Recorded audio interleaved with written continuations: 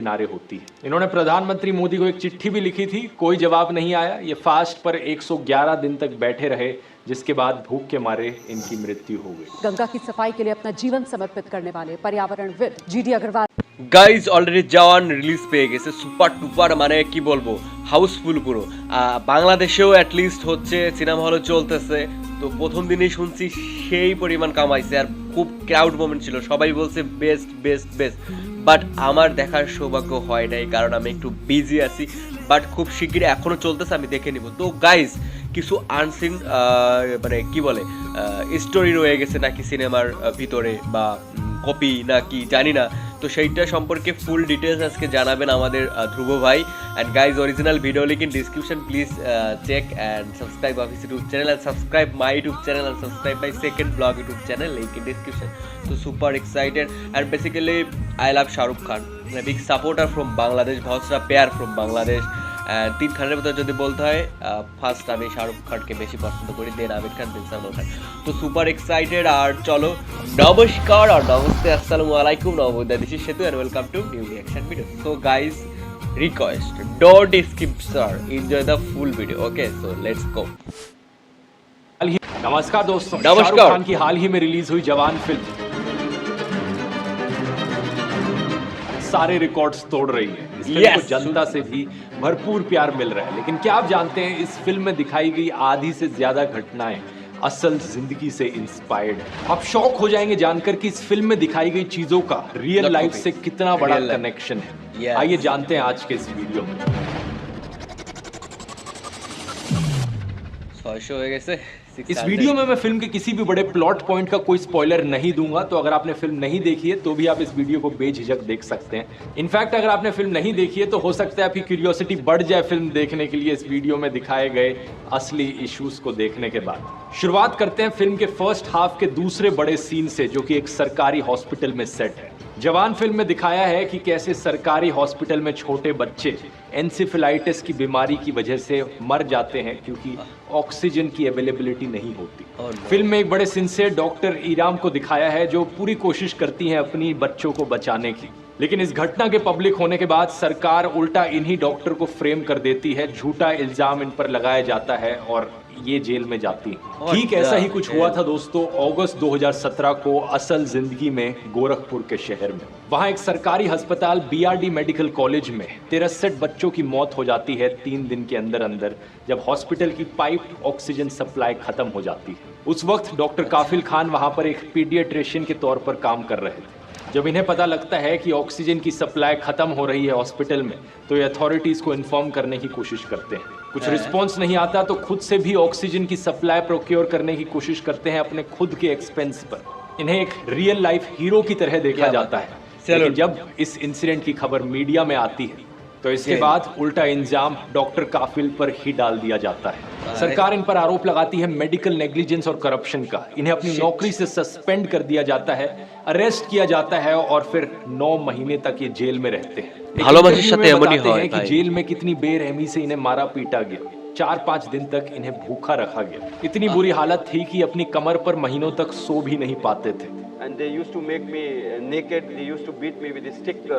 They didn't give me food or water for 4-5 days. अप्रैल 2018 में जाकर finally Allahabad high court से इन्हें बेल मिलती है। कोर्ट कहता है कि कोई एविडेंस नहीं है कि इन्होंने कुछ भी गलती करी। 2017 में एक इंक्वायरी पैनल बनाया जाता है इनके ऊपर लगे गए आरोपों को इन्वेस्टिगेट करने के लिए। वहां पर भी कहा जाता है कि इनके ऊपर लगाए गए आरोप बेसलेस हैं और इनकंसिस्टेंट हैं। इनफैक्ट इसी पैनल रिपोर्ट में लिखा होता है कि कैसे 11 और 12 अगस्त को इनके ऑनेस्ट एफर्ट्स की वजह से 500 से ज्यादा जंबो ऑक्सीजन सिलेंडर इस हॉस्पिटल में आ पाए अलग अलग कंपनियों से। जवान फिल्म में दिखाया गया है कि कैसे जब डॉक्टर के पास कोई और ऑप्शन नहीं बचा था तो उन्होंने एम्ब्यू बैग्स देने शुरू कर दिए पेरेंट्स को। ये भी चीज असली में हुई थी। गोरखपुर ट्रेजेडी के दौरान रिपोर्ट्स आई थी कि कैसे जब ऑक्सीजन खत्म हो गई तो पेरेंट्स अपने बच्चों की जान बचाने के लिए एम्ब्यू बैग्स का इस्तेमाल कर रहे थे। आखिरी दम तक कोशिश कर रहे थे और कई पेरेंट्स ने अपने बच्चों को अपनी आंखों के सामने मरते हुए देखा। डॉक्टर काफिल का कहना था कि उन्हें स्केपगोट बनाया गया था और ये एक मैन मेड ट्रेजेडी थी। 30 से ज्यादा चिट्ठियां लिखी गई थी बीआरडी मेडिकल कॉलेज के अथॉरिटीज को और यूपी सरकार को। 63 लाख रुपीस का बिल ऑक्सीजन सप्लायर्स को पेंडिंग था, जो उन्हें पे नहीं किया गया था महीनों से। और बार बार चिट्ठियों में यही चीज बताई गई कि ऑक्सीजन सप्लायर्स को पे कर दो ताकि ऑक्सीजन की सप्लाई आती रह सके हॉस्पिटल में। इस गोरखपुर ट्रेजेडी के होने से सिर्फ एक दिन पहले 9 अगस्त को उत्तर प्रदेश के चीफ मिनिस्टर आदित्यनाथ खुद इस हॉस्पिटल में गए थे और विजिट करी थी उन्होंने। जो सब कुछ उस समय हुआ था उस पर मैंने एक वीडियो भी बनाया था, अगर आपने देखा हो तो, नहीं देखा इसका लिंक डिस्क्रिप्शन में डाल दूंगा। देश में सरकारी हॉस्पिटल्स की हालत बहुत खराब है, ये हम अक्सर सुनते हैं, लेकिन एक्चुअली में कितनी खराब है और उसका क्या इम्पैक्ट पड़ता है लोगों की जिंदगियों पर, यह हमें पता चला इस फिल्म से और गोरखपुर ट्रेजेडी से। इन सरकारी अस्पतालों की हालत सुधारने के लिए फिल्म में एक बड़ी बोल्ड स्टेटमेंट दी जाती है। कहा जाता है कि अगर नियत है तो इन सारे अस्पतालों को देश भर में सिर्फ 5 घंटे के अंदर सुधार दिया जा सकता है। ये चीज थोड़ी ज्यादा फिल्मी हो गई, लेकिन असल जिंदगी में मेरा मानना है कि 5 घंटे नहीं, लेकिन 2 से 3 हफ्तों में डेफिनेटली सारे अस्पतालों को सुधारा जा सकता है। और इतनी ही तेजी और एफिशिएंसी आप अपनी जिंदगी में भी ला सकते हैं अगर आप चैट जीपीटी जैसे एआई टूल्स का इस्तेमाल करें। यकीन मानिए मैं खुद रोज इस्तेमाल करता हूं चैट जीपीटी को और इससे मेरी एफिशिएंसी नेक्स्ट लेवल तक पहुंच गई है। लेटेस्ट स्टडीज भी ये दिखा रही हैं चैट जीपीटी एमबीए स्टूडेंट्स के कंपैरिजन में ज्यादा तेज और ज्यादा बेहतर तरीके से इनोवेटिव आइडियाज दे सकता है। ये law exams, business school exams बड़ी आसानी से पास कर सकता है। और इसलिए दोस्तों मैंने एक 4.5 घंटे का मास्टर चैट जीपीटी कोर्स बनाया है हिंदी में, ताकि इसे इस्तेमाल करने के अनोखे तरीके, और लोग इसे यूज नहीं कर, स्पेशल ऑफर है कूपन को से पहले 400। अब टॉपिक पर वापस, हथियारों की वजह से जिन्हें मैन्युफैक्चर किया जाता है किसी क्रॉनी कैपिटलिस्ट के द्वारा, इसको लेकर भी रियलिटी में कई सारी रिपोर्ट्स आई हैं over the years. 2012 Indian army के चीफ जनरल वीके सिंह प्रधानमंत्री मनमोहन सिंह को लिखकर कहते हैं कि आर्मी की जो टैंक फ्लीट है वहां पर क्रिटिकल एम्यूनेशन की सख्त कमी है। 2015 रिटायर्ड लेफ्टिनेंट कर्नल दीपक मल्होत्रा दिल्ली हाई कोर्ट में एक पीआईएल फाइल करते हैं, ये आरोप लगाते हुए कि ब्यूरोक्रेटिक हर्डल्स की वजह से हमारे सोल्जर्स को बेकार क्वालिटी के हथियार इस्तेमाल करने पड़ते हैं, जिसकी वजह से उनकी जान रिस्क पर आती है। इस पीआईएल में एक घायल जवान का इंटरव्यू मेंशन किया गया था, जिसमें उन्होंने बताया कि कैसे डिफेक्टिव इंसास की वजह से छत्तीसगढ़ में एक मैसेकर हुआ। 2017 एक सीएजी रिपोर्ट मेंशन करती है कि कैसे 40% इंडियन आर्मी की एमिनेशन इतने कम लेवल पर है कि अगर एक वॉर हो जाती है तो 10 दिन से ज्यादा ये हथियार नहीं चलेंगे। 2018 Indian army made in India rifles को दूसरी बार रिजेक्ट कर देती है, क्योंकि ट्रायल्स के वक्त ये मेड इन इंडिया हथियार बुरी तरीके से फेल हो जाते हैं। ये रिपोर्ट्स अभी खत्म नहीं हुई हैं, अभी तो और सुनो। 2020 एक इंटरनल आर्मी असेसमेंट में फ्लैग किया जाता है कि कैसे खराब हथियारों की वजह से पिछले 6 सालों में 403 एक्सीडेंट्स हुए हैं और 27 जवान शहीद हुए हैं at a loss of 960 crore rupees. ये हथियारों को सप्लाई किया गया था ऑर्डिनेंस फैक्ट्री बोर्ड के द्वारा। इसके बाद सितंबर 2022 सिर्फ पिछले साल की रिपोर्ट है ब्लूमबर्ग की। इसमें कहा गया है कि प्रधानमंत्री मोदी के मेक इन इंडिया पुश की वजह से हमारी डिफेंस फोर्सेस कुछ क्रिटिकल वेपन सिस्टम्स इंपोर्ट नहीं कर पा रही हैं। इसकी वजह से इंडिया काफी वल्नरेबल है चाइना और पाकिस्तान से आने वाले थ्रेट्स को लेकर। एक इस साल की रिपोर्ट भी मैं आपको दिखाना चाहूंगा। पिछले 5 सालों में करीब 55 जवानों ने अपनी जिंदगियां खोई 50 से ज्यादा एयरक्राफ्ट और हेलीकॉप्टर एक्सीडेंट्स में। एक बड़े टाइम फ्रेम में देखना है तो 2022 की एक रिपोर्ट थी जिसमें बताया गया कि 400 से ज्यादा मिग-21 क्रैश किए पिछले 60 सालों में, जिसकी वजह से 200 पायलट्स और 60 सिविलियंस ने अपनी जिंदगियां खोई। इस इशू को वैसे रंग दे बसंती फिल्म में भी रेस किया गया था, अगर आपको याद हो तो। ये फिल्म का एक बड़ा मेजर प्लॉट पॉइंट होता है। अब आते हैं हम अपने तीसरे बड़े इशू पर, कॉर्पोरेट फंडिंग। जवान फिल्म में दिखाया गया है कि कैसे सीक्रेटली कॉर्पोरेट पैसे का इस्तेमाल किया जाता है पॉलिटिकल पार्टी की फंडिंग के लिए। इसी को लेकर 2017 में एक बड़ी चीज हुई थी हमारे देश में। मोदी सरकार ने फाइनेंस बिल 2017 पास किया था, जिसके जरिए पॉलिटिकल पार्टीज को सीक्रेट डोनेशंस देना अलाउ किया गया इलेक्टोरल बॉन्ड्स के थ्रू। इसी बिल में ये लिमिट भी हटा दी गई थी कि एक पॉलिटिकल पार्टी को कितना पैसा दिया जा सकता है चंदे में। आखिर कितना पैसा दिया गया? इस साल की जनवरी की एक रिपोर्ट आई जिसने बताया कि बीजेपी को 2018 और 2022 के बीच में 5,270 करोड़ रुपीस की फंडिंग मिली सीक्रेटली। किसने ये फंडिंग दी हम नहीं जानते, हम नहीं बता सकते, क्योंकि यही बिल इन्होंने पास किया। ये चाहते ही थे अपनी फंडिंग को छुपाना। इसी रिपोर्ट के अनुसार इसी समय में कांग्रेस पार्टी को 960 करोड़ रुपीस मिले फंडिंग में और तृणमूल कांग्रेस को 767 करोड़ रुपीस मिले। 2014 में नरेंद्र मोदी ने वादा किया था कि स्विस बैंकों में पड़े काले धन को वो देश में वापस लाएंगे। एक बार ये जो चोर लुटेरों के पैसे विदेशी बैंकों में जमा है ना, भी हम रुपये ले आए ना, तो भी हिंदुस्तान के एक एक गरीब आदमी को मुफ्त में 15-20 लाख रुपए यूं ही मिल जाए। लेकिन यहाँ क्या किया इन्होंने, जितना भी धन इनकी पार्टीज के पास आ रहा है सबको छुपा दी। अब बीजेपी हो, कांग्रेस हो या कोई भी और पार्टी हो, जनता को पता ही नहीं चलना कि कौन इन्हें फंडिंग दे रहा है। हम बस अंदाजा लगा सकते हैं बाहर से देखकर। एक और चीज यहाँ पर वर्थ मेंशनिंग है कि एक एक्सपेंडिचर लिमिट होती है कि एक कैंडिडेट अपनी पॉलिटिकल कैंपेन पे कितना पैसा खर्च कर सकता है।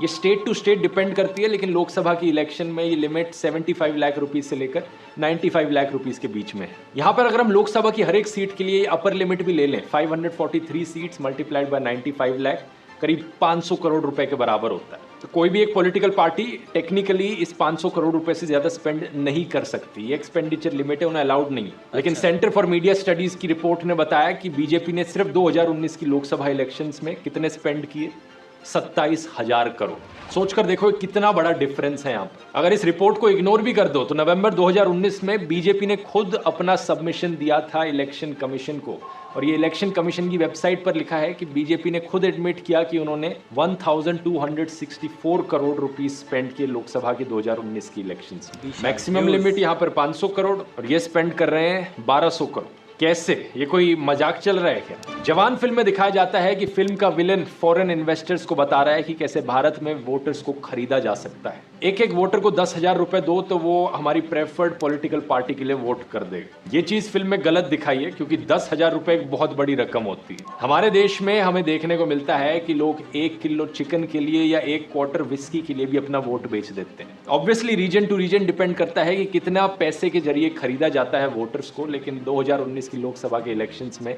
3,456 करोड़ रुपीस के सीजर्स हुए। इसमें cash, gold, silver, alcohol, drugs सब इंक्लूडेड है। और वोटर्स को खरीदना तो छोड़ो, आजकल एक नया ट्रेंड आया है मार्केट में। पॉलिटिकल पार्टीज एमएलएस को ही खरीद लेती हैं, मीडिया हाउसेस को ही खरीद लेती हैं। Casinos, horse trading, horse racing, और फिर ये बिके हुए एमएलएस और मीडिया हाउसेस जनता के बीच में डिवाइड एंड रूल का गेम खेलते हैं, जनता के बीच में नफरत फैलाते हैं ताकि इनका पॉलिटिकल मास्टर वहां पर सत्ता में बैठे रह सके। फिर फिल्म में मुद्दा उठाया गया है देश के पर्यावरण को लेकर, कैसे कई इंडस्ट्रियल फैक्ट्रीज हमारी हवा और हमारे पानी को प्रदूषित करती हैं। जवान फिल्म में एक रेफरेंस देखने को मिलती है भोपाल गैस ट्रेजेडी की, जो दिसंबर 1984 में हुई थी। इसकी मैं बात नहीं करूंगा क्योंकि इस पर मैंने एक पूरा अलग से वीडियो बना रखा है। अगर आपने देखा नहीं है ये, इसका लिंक डिस्क्रिप्शन में डाल दूंगा। लेकिन बात सिर्फ एक ट्रेजेडी की नहीं है, एक इंसिडेंट की नहीं है। ये चीज इतनी कॉमनली हो रही है कि आप यकीन नहीं करो। सिर्फ एक रैंडम गूगल सर्च करके देखो कितने आर्टिकल्स आएंगे। 2006 से शुरू करते हैं। छत्तीसगढ़ में आयरन और माइनिंग की वजह से 2 नदियों का पानी गंदा हो गया और 100 गांव जो इन नदियों के किनारों पर बसते थे, वहां रहने वाले गांव वालों को एक कंटेमिनेटेड पानी इस्तेमाल करना पड़ा अपनी डेली ज़रूरतों के लिए। 2013 एक report centre for science and environment के द्वारा बताती है कि 80% इंडियन सीवेज अनट्रीटेड नदियों में बहा दी जाती है। कौन कर रहा है ये? हजारों फैक्ट्रीज जो अनट्रीटेड सीवेज डंप कर रही हैं नदियों में। 2017 महाराष्ट्र's polluting factories are making its rivers the filthiest in India। सितंबर 2018 Magsaysay award winner environmentalist Rajendra Singh कहते हैं कि सरकार का नमामि गंगा प्रोजेक्ट फेल रहा है। अक्टूबर 2018 जीडी अग्रवाल आईआईटी के पास आउट एक साधु बन जाते हैं, स्वामी ज्ञान स्वरूप सनानंद। गंगा नदी को बचाने के लिए ये एक फास्ट पर बैठते हैं। इनकी डिमांड थी कि गंगा प्रोटेक्शन एक्ट ड्राफ्ट किया जाए सरकार के द्वारा और एक टोटल बैन लगाया जाए क्वारिंग और स्टोन क्रशिंग पर जो गंगा नदी के किनारे होती है। इन्होंने प्रधानमंत्री मोदी को एक चिट्ठी भी लिखी थी, कोई जवाब नहीं आया। ये फास्ट पर 111 दिन तक बैठे रहे, जिसके बाद भूख के मारे इनकी मृत्यु हो गई। गंगा की सफाई के लिए अपना जीवन समर्पित करने वाले पर्यावरणविद जीडी अग्रवाल ने आखिरकार गंगा के लिए अपना बलिदान दे दिया। उसके बाद प्रधानमंत्री मोदी ने अपने कॉन्डोलेंसेस जरूर एक्सप्रेस की। नमामि गंगे प्रोजेक्ट का बजट था 20,000 करोड़ रुपए। उसकी डेडलाइन थी 2021। इस साल नमामि गंगे मिशन 2 अप्रूव किया गया, 22,500 करोड़ रुपए का बजट रखा गया। डेडलाइन बनाई गई 2026। मिनिस्टर ऑफ स्टेट फॉर जल शक्ति ने क्लियरली राज्यसभा को बताया कि इस बार उनका मेन ऑब्जेक्टिव सिर्फ आउटडोर बाथिंग का वाटर क्वालिटी क्राइटेरिया मीट करना है। ये नहीं कि गंगा का पानी पीने लायक बन जाए, बस इतना साफ हो कि वो नहाने लायक बन जाए ये वो कोशिश करेंगे 2026 तक हो पाए। आगे चलिए, बाकी नदियां भी हैं। 2021 का article, Karnataka 1746 million litre sewage नदियों में हर दिन डंप करता है, 40% अनट्रीटेड है। एक्सपर्ट्स कहते हैं कि इसका ब्लेम फैक्ट्रीज और इंडस्ट्रीज पर जाता है। अप्रैल 2022 उत्तर प्रदेश के नोएडा में हिंडन नदी का पानी इतना खराब है कि नहाने लायक भी नहीं है वो। सितंबर 2022 झारखंड की दामोदर नदी का पानी टॉक्सिक बन चुका है। लोग इस पानी को इस्तेमाल करके बीमार पड़ रहे हैं। लोकल पावर स्टेशन और माइनिंग कंपनीज पैसा बचाने के लिए भारी पहाड़ियां ऐश की इस नदी में डंप करती हैं। 2023 सेंट्रल पोल्यूशन कंट्रोल बोर्ड का कहना है कि हरियाणा में 413 इंडस्ट्रीज है टोटल में, जो अनट्रीटेड वेस्ट अपना यमुना नदी में डिस्चार्ज कर रहे हैं। पानीपत नंबर 1 पर है 181 पोल्यूटिंग फैक्ट्रीज के साथ, गुड़गांव नंबर 2 पर 100 से ज्यादा ऐसी फैक्ट्रीज के साथ। यही कारण है कि जवान फिल्म का विलन ओपनली फिल्म में फॉरेन इन्वेस्टर्स को कहता है कि तुम अपना पैसा इलेक्शंस जीतने में इन्वेस्ट करो, पार्टी को डोनेट करने में इन्वेस्ट करो, तो इंडिया में तुम्हें खुली छूट मिलेगी। जितनी फैक्ट्री सेटअप करनी है करो, जितना चीप लेबर इस्तेमाल करना है करो, और पोल्यूशन फैलाओ, गंदगी फैलाओ, कुछ फर्क नहीं पड़ता। फिल्म का विलन ये भी कहता है कि इंडिया की इन्वायरमेंटल रेगुलेशंस बहुत ही फेवरेबल हैं बड़ी बड़ी कंपनीज के लिए। बाकी डेवलप्ड देशों में काफी रिस्ट्रिक्शंस होती हैं जो भारत में नहीं होती। फॉर एग्जाम्पल, कई पेस्टिसाइड्स हैं जो बाकी देशों में बैंड है लेकिन इंडिया में अलाउड है। सुप्रीम कोर्ट एक पिटीशन सुन रहा था, 116 डेंजरस पेस्टिसाइड से रिलेटेड बैन की मांग करी गई थी। 2013 की बात है जब एक अनुपम वर्मा कमेटी कॉन्स्टिट्यूट करी गई थी इन डेंजरस पेस्टिसाइड्स को इन्वेस्टिगेट करने के लिए। इस कमेटी ने सिर्फ 66 पेस्टिसाइड्स को रिव्यू किया और अपनी रिपोर्ट सरकार को सबमिट करी 2015 में, लेकिन सालों तक सरकार सोती रही और 2018 में जब सरकार ने एक्शन लिया तो सिर्फ 12 पेस्टिसाइड्स को बैन किया गया सरकार के द्वारा। फिर कहा कि 6 और डेंजरस पेस्टिसाइड्स को हम स्लोली फेज आउट करेंगे। तो 116 डेंजरस पेस्टिसाइड्स में से सिर्फ 18 को यहाँ पर बैन करने की कोशिश करी गई। इसके बाद एक और कमेटी बनी थी एसके मल्होत्रा के अंडर, जिसमें कुछ और पेस्टिसाइड्स को रिव्यू करने को कहा गया। इस कमेटी ने 2020 में कहा कि 27 पेस्टिसाइड्स पर बैन लगाना चाहिए इंडिया में। अब 2022 में सरकार ने एक और कमेटी बनाई और उस कमेटी ने एक्शन क्या लिया, सिर्फ 3 पेस्टिसाइड्स पर बैन लगाया, वो भी फरवरी 2023 में जाकर। तो अब सरकार का जो एटीट्यूड है वो समझ ही सकते हो क्या है। ये देशवासियों की नहीं बल्कि क्रॉनिक कैपिटलिस्ट की चिंता करते हैं। अगर थोड़े से ज्यादा पेस्टिसाइड्स पर बैन लगा दिया तो इन बड़े बड़े अरबपतियों का थोड़ा धंधा उस पर फर्क पड़ जाएगा, उन्हें ना नुकसान उठाना पड़ जाए। जुलाई 2023 में सुप्रीम कोर्ट ने सरकार से सवाल भी किया था। सुप्रीम कोर्ट ने कहा था कि जब भी एक कमेटी एक रिपोर्ट निकालती है तुम उस रिपोर्ट पर एक्शन लेने की जगह दूसरी कमेटी बना देते हो। आखिर क्यों है इतना मुश्किल इन डेंजरस पेस्टिसाइड्स को बैन करना जो बाकी देशों में ऑलरेडी बैन हो चुके हैं। अच्छा, इसके बाद हम बात कर सकते हैं फूड सेफ्टी रेगुलेशंस की। 2017 की इस खबर को देखिए। एक्सपर्ट्स का कहना है कि इंडिया में पोल्ट्री फार्म्स एंटीबायोटिक्स का इस्तेमाल कर रहे हैं। इतनी भारी डोज में एंटीबायोटिक्स दी जा रही है मुर्गियों को कि ये एंटीबायोटिक रेजिस्टेंस इंसानों तक पहुंच रही है। और इसका मतलब ये है कि जब इंसानों को कोई ऐसी बीमारी होगी जो एंटीबायोटिक रेजिस्टेंट, तो इंसानों पर ये एंटीबायोटिक्स काम नहीं करेंगे। इसके बाद जाकर सरकार ने कुछ अच्छा काम किया था यहाँ पर कि 2017 में परमिसेबल लिमिट सेट कर दी थी कि मुर्गियों में कितना एंटीबायोटिक्स डाला जा सकता है, दिया जा सकता है उन्हें। 2018 की लेकिन इस खबर को देखिए, India's farm chickens dosed with world's strongest antibiotics. ये एक स्टडी करी गई थी ब्यूरो ऑफ इन्वेस्टिगेटिव जर्नलिज्म के द्वारा, जिसने पाया कि ये एक लास्ट रिजॉर्ट एंटीबायोटिक है, कोलिस्टिन। इसे कितनी भारी मात्रा में इंडिया में मुर्गियों को दिया जा रहा है। 2019 में जाकर यूनियन हेल्थ मिनिस्ट्री इस पर एक्शन लेती है और इस एंटीबायोटिक को बैन करती है। तो जहां एक्शन लिया भी जा रहा है वहां पर किसी रिपोर्ट का वेट किया जाता है, तभी एक्शन लिया जाता है। इससे आपको अहमियत पता चल जानी चाहिए फ्री मीडिया की। अगर सारा का सारा मीडिया देश में बिकाऊ होगा तो ऐसी रिपोर्ट्स कहीं छपेंगी नहीं और सरकार को कभी एक्शन लेने की जरूरत ही नहीं पड़ेगी। इन रिपोर्ट्स के बिना सरकार कभी खुद से एक्शन नहीं लेती है इन चीजों पर। बाकी देशों से कंपेयर कीजिए, यूरोपियन यूनियन ने एंटीबायोटिक्स को एनिमल फीड में इस्तेमाल करने से इस पर बैन लगा दिया था 2006 में ही। कितने साल पहले ही वो एक्शन ले चुके थे। इस साल जनवरी में यूरोपियन यूनियन की एक नई लेजिस्लेशन आई है जिसने हर तरीके की एंटीबायोटिक पर बैन लगाया है फार्मिंग में। और इन्होंने इस पर भी बैन लगाया है कि जो मीट जिसमें एंटीबायोटिक्स यूज किया गया हो वो बाहर के देशों से यूरोपियन यूनियन में इंपोर्ट भी नहीं करी जा सकती। अब देखिए ये मल्टीनेशनल फूड कंपनीज कैसे इंडियन सरकार के इंडिफरेंस का फायदा उठाती हैं। 2017 में अमेरिका में KFC को प्रेस किया गया क्योंकि उन्होंने कमिट किया कि वो एंटीबायोटिक नहीं इस्तेमाल करेंगे अपने चिकन में। उसी साल में बर्गर किंग, मैकडॉनल्ड्स, पिज्जा हट, टाको बेल, इन सब ने भी ये प्लेज ली थी, हमारे चिकन में कोई एंटीबायोटिक नहीं होगा। लेकिन क्या इनमें से किसी भी फास्ट फूड कंपनी ने इंडिया में ऐसी कमिटमेंट करी? Centre for science and environment ने 2020 में इन कंपनीज को रीच आउट किया था और इनकी तरफ से कोई जवाब नहीं आया इस इशू पर। जवान फिल्म में दोस्तों ये भी दिखाया गया है कि कैसे सरकार इन बड़े बड़े अरबपतियों के बैड लोन्स माफ कर देती है। रियल लाइफ से कंपेयर करना है, पिछले महीने की ही इस खबर को देख लो। Minister of state for finance ने बताया लोकसभा को, पिछले 9 सालों में बैंकों ने 14.56 lakh crore NPS right of किए। इनमें से आधे से ज्यादा अमाउंट लार्ज कॉर्पोरेट्स का था। और जब इन लोन्स को रिकवर करने की कोशिश करी जाती है तो बैंक्स सारा अमाउंट रिकवर नहीं कर पाते। फाइनेंस मिनिस्टर निर्मला सीतारमण ने राज्यसभा में बताया था इसी साल मार्च में कि पिछले 5 सालों में पब्लिक सेक्टर बैंक्स सिर्फ 14% रिकवरी कर पाए रिटर्न ऑफ लोन्स की। इन एनपीएस के अलावा फिर ऐसे अरबपतियों के ऐसे भी केसेस हैं जो लिटरली बैंक से जिन्होंने लोन लिया और वो देश छोड़कर भाग गए, जैसे कि विजय माल्या, नीरव मोदी और मेहुल चौकसी। जवान फिल्म ने एक बड़ा ही इंटरेस्टिंग कंपैरिजन बनाया इन लोन राइट ऑफ्स का जो इन बड़े बड़े अरबपतियों और क्रॉनी कैपिटलिस्ट को किए जाते हैं और जो लोन्स आम किसानों के द्वारा लिए जाते हैं देश में। 2019 की इस इंडिया स्पेंड रिपोर्ट को देखिए। टॉप 12 कॉर्पोरेट एनपीएस का खर्चा 2 गुना ज्यादा है। গাইস ভিডিওটা অনেক বড়, পার্ট পার্ট করে রিয়াকশন দিব। এই পর্যন্ত কেমন লাগছে অবশ্যই জানাও। সে সবসময় হচ্ছে কি বলে ডকুমেন্ট শো করে প্রমাণ প্রুফ করে দেয় সব কিছুই। তো এই ছিল ভিডিওটা, তোমার পার্সোনাল অপিনিয়ন তুমি জানাইতে পারো।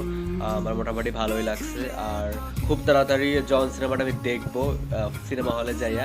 অনেক ক্রেজ চলতেছে, ক্রাউড একটা মুভমেন্ট। আমার অনেক ভাই বোনেদের গেছে বাট আমি চাইতে পারি না, একটা শরীরটাও খারাপ, ভালো না তার জন্য। তো খুব তাড়াতাড়ি যাবো। কেমন লাগছে ভিডিও অবশ্যই জানাও। Mohsina pair from Bangladesh. নমস্কার, নমস্তে, আসসালামু আলাইকুম, নমস্কার। দেখা হচ্ছে নতুন করে রিয়াকশন ভিডিওতে। ভালো থাকবেন, লাভ ইউ।